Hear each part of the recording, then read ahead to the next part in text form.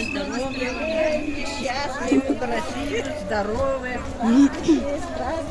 Спасибо. Здравствуйте. Праздника. Здоровья желаем, успехов, удачи,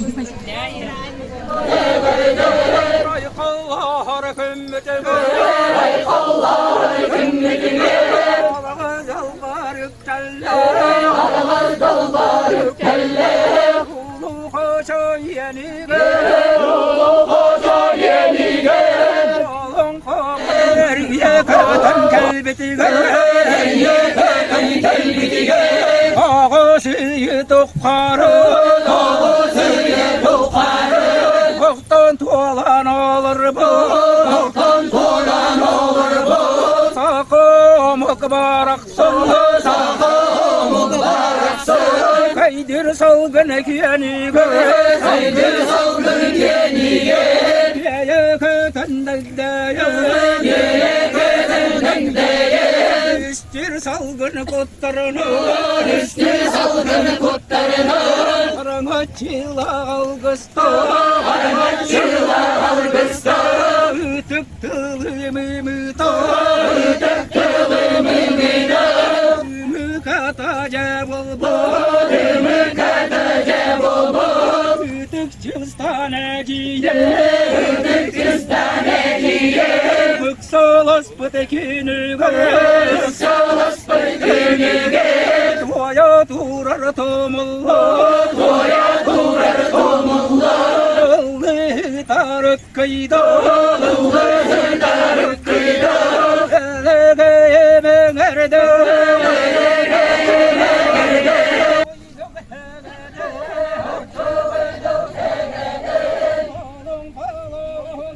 Trên tôi si bê kỳ nên si mềm mịt cả tiếng cha răng ăn nên ăn cả mà ni en görerim.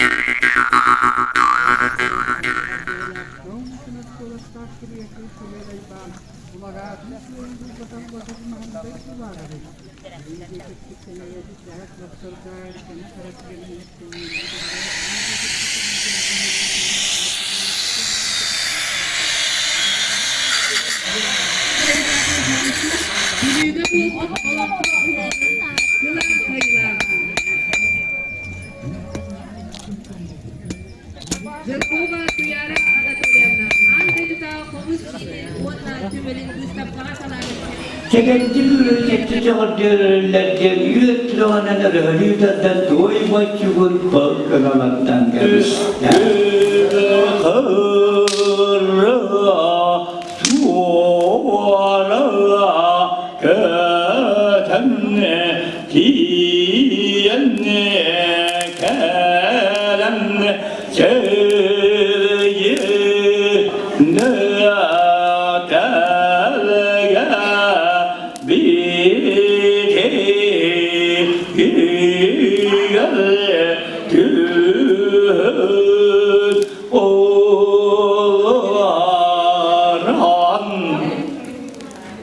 Kodum bol yola geldim, tağınlarına tarana kulu.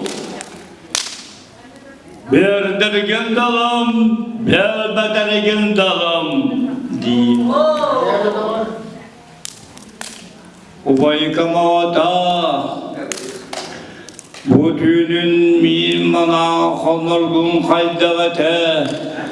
Yüreğe tündere vallahi kallara lütfenden sana tündere vallahi den kız kötüat dağlarında o havayamanlık isteyen orkamlar böğünden bugurduk sana laf bulla